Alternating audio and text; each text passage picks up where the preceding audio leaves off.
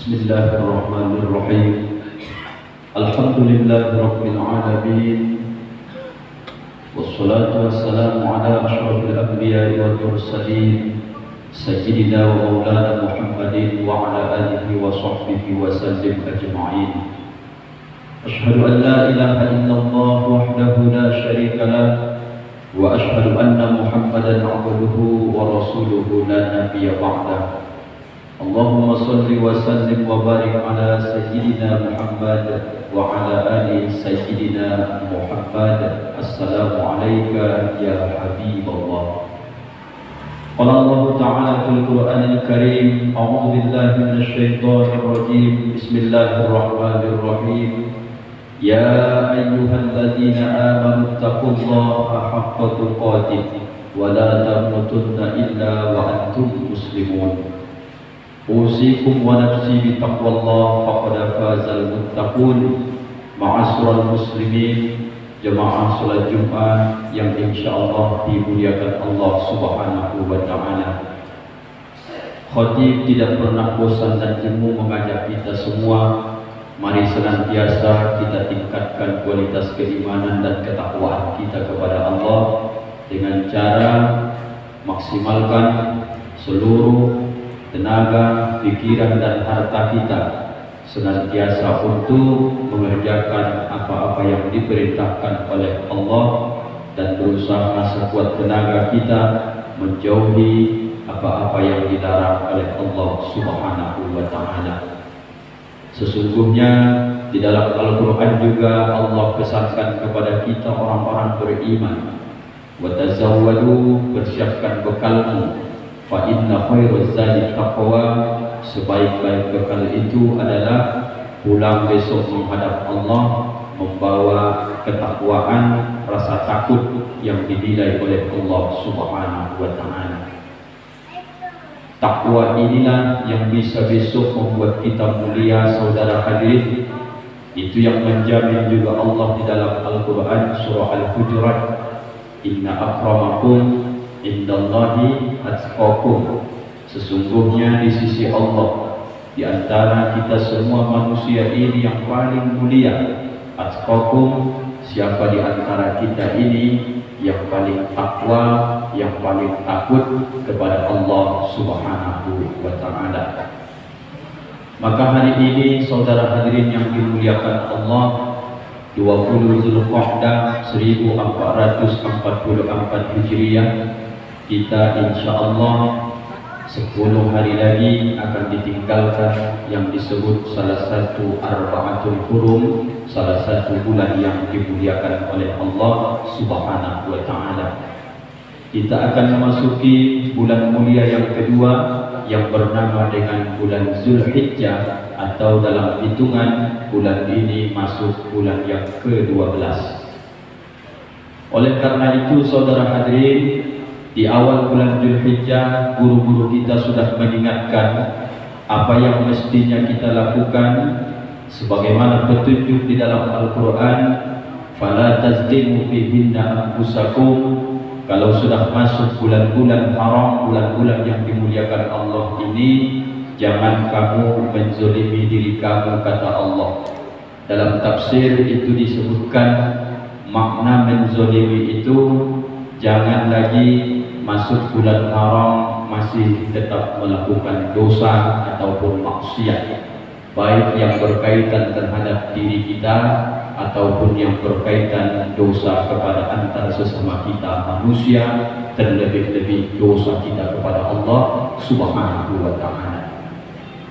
Kenapa dengan bulan mulia ini yang melakukan maksiat dosa di bulan-bulan haram ini beda dengan bulan lain? Allah lipat gandakan balasan dosanya. Siapa yang melakukan kebaikan di bulan-bulan haram ini, di bulan lain Allah lipat gandakan pahala kebaikannya. Di bulan haram ini lebih Allah tambah lagi lipat ganda kebaikannya. Maka kompetisi orang beriman hari ini memperbanyak amal soleh, meninggalkan maksiat sekuat tenaga kita. Insya Allah 19 hari terhitung mundur nanti ke depannya kita akan berjumpa dengan suatu amal, yang amal ini tidaklah bisa dilakukan di hari dan di bulan lain kecuali Allah khususkan dia, yang kita sebut dengan Idul Adha, atau yang kita sempurnakan dengan hari raya Idul Adha dengan menyembelih hewan kurban. Maka judul khutbah kita kali ini, apa saja tingkatan-tingkatan orang yang berkurban. Hari raya Idul Adha ataupun yang kita sebut dengan hari raya kurban, itu asal katanya adalah uduhiyah. Uduhiyah itu adalah diartikan hari menyembelih hewan yang ditentukan, waktu yang ditentukan, dengan niat yang ditentukan. Jadi tidak rumit dalam menerjemahkan. Harinya ditentukan, bahwa hari raya Idul Adha menyembelih hewan kurban itu tidak lebih dari hari yang sudah ditetapkan hukum syariat, 4 hari cuma dalam setahun. Kalau dia sembelih hewan kurbannya sebelum tanggal 10 Zulhijjah, atau dia sembelih tanggal 10 Zulhijjah tapi belum selesai Idul Adha, maka itu tak disebut hewan kurban, itu disebut dengan sedekah biasa. Mulai tanggal 10 Zulhijjah setelah sholat Idul Adha, tidak selesai tanggal 10 Idul Adha, boleh dilanjutkan tanggal 11 Zulhijjah. Tanggal 11 belum juga selesai, boleh menyembelih tanggal 12 Zulhijjah. Tanggal 12 Zulhijjah belum juga selesai, lanjut tanggal 13 Zulhijjah. Maka menyembelih hewan kurban setiap tahun itu ada 4 hari waktunya diberikan oleh Allah. Tanggal 10 Zulhijjah, 11, 12 dan 13 Zulhijjah.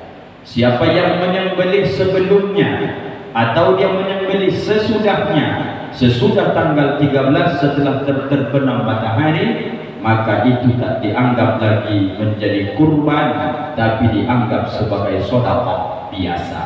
Itu makna uduhiyah, waktu yang sudah ditentukan. Yang kedua, hewannya juga sudah ditentukan.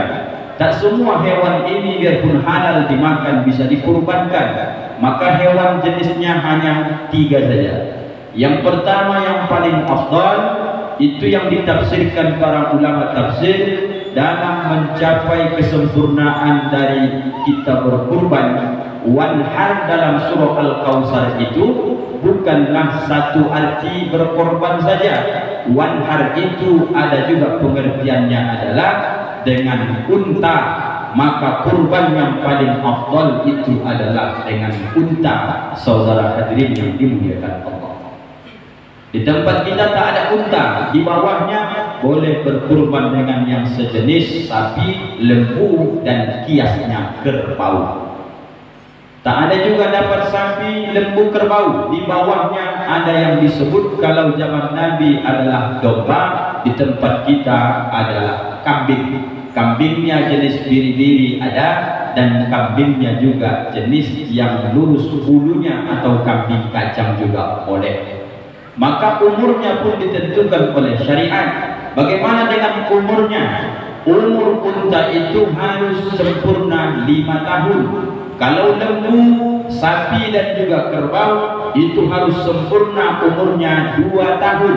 Kalau kambingnya kambing biri-biri yang kambingnya rambutnya keriting, itu umurnya boleh 1 tahun sempurna. Tapi kalau kambing yang badannya ataupun bulunya lurus, itu harus berumur 2 tahun dalam keadaan sempurna. Panitia kurban harus betul-betul dipahami dengan baik, karena menjadi panitia menyampaikan amal kebaikan orang banyak, jangan sampai cacat dikarenakan umur daripada hewan yang disembelih besok kurang umur dan sebagainya. Kita akan bertanggung jawab di hadapan Allah Subhanahu wa ta'ala. Kemudian dengan niat yang tertentu, kita semua sudah berniat ikut kurban, maka tahapannya silahkan pilih. Berkurbanlah tahap pertama, bisa berkurban kalau kemampuannya hanya satu bagian, berkurban satu keluarga itu 1 ekor kambing ataupun disebut dengan kibas. 5 anak, 1 suami, 1 istri, mereka bertujuh, duit mereka katakan hanya ada 2.500.000. Keinginan berkurban, ingin sekali tahun ini juga ikut, beli seekor kambing, boleh dipotong sendiri, boleh antarkan juga ke panitia kurban di masjid. Dengan niat siapa?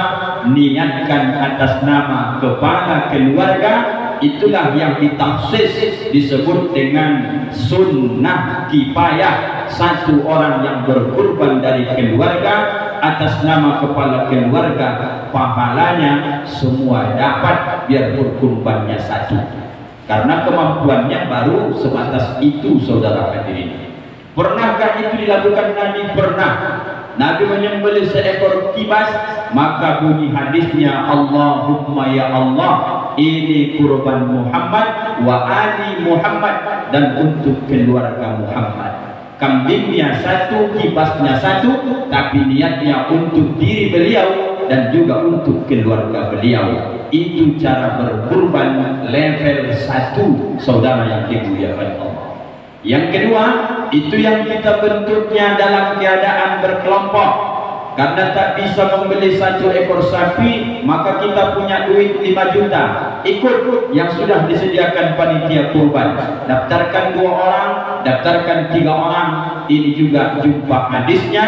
Kami melihat Nabi berkurban juga dengan seekor unta ataupun sapi, itu sebanyak 7 orang, dan itu yang sudah biasa kita lakukan.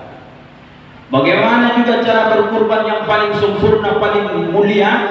Nabi juga pernah berkurban sebanyak 100 ekor unta, saudara hadirin. Maka yang 100 ekor unta ini mulai hitungan 1 Nabi memotong dengan tangannya sendiri. Maka sampai angka 63 Nabi panggil Sayyidina Ali. Ali, lanjutkan potong sampai hitungan yang ke-100. Setelah Nabi wafat, baru kemudian Ali sadar, kenapa Nabi tak melanjutkan dia memotong sampai hitungan 100, padahal Nabi masih kuat.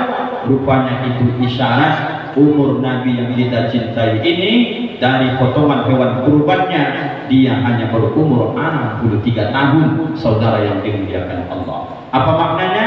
Nabi pernah berkurban 100 ekor unta, dan kemudian boleh diwakilkan kepada orang menyembelih hewan kurban kita, karena Nabi melakukan itu kepada Sayyidina Ali.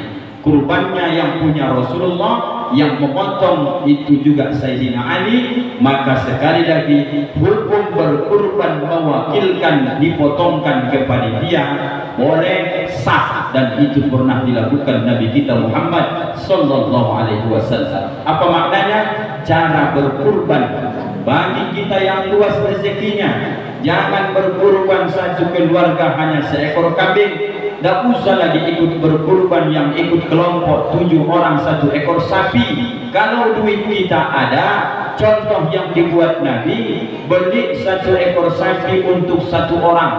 Kalau mampu nanti 1 sendiri bapak berkorban, beli 5 ekor sapi, antarkan ke masjid-masjid, dan itu boleh dan pernah dilakukan Nabi kita Muhammad sallallahu alaihi wasallam. Jangan jadi yang nomor 4.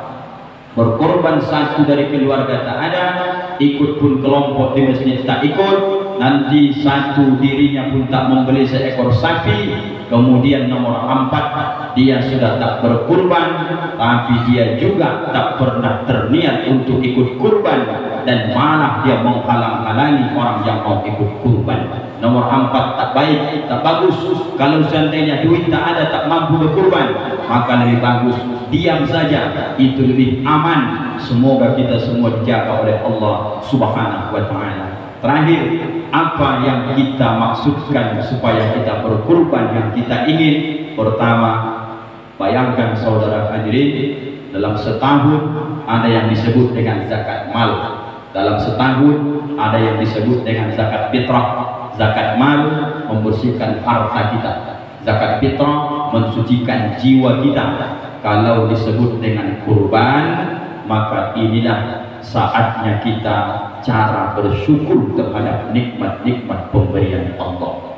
Allah sendiri yang menyatakan kepada kita, inna a'tainakal kautsar, sungguh telah banyak kami berikan engkau nikmat, kata Allah. Fasholli lirabbika, salat sudah kita lakukan. Wanhar, berkorbanlah. Saatnya Allah melihat setahun dia kasih kita harta, dia minta 2.500.000, dia minta 2.800.000, dia minta hanya sedikit dari harta yang kita dapat setahun. Mampukah kita korbankan itu di hadapan Allah? Tapi ingat, Allah tidak pernah melihat apa yang kau korbankan sesungguhnya.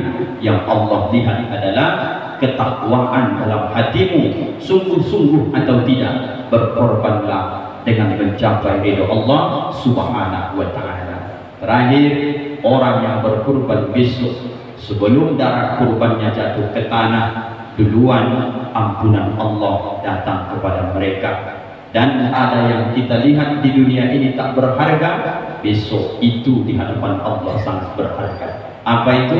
Bulunya tak ada kita makan bulu, kukunya tak ada kita yang mau makan kuku dari kurban, tanduknya tak ada kita mau makan tanduk kurban.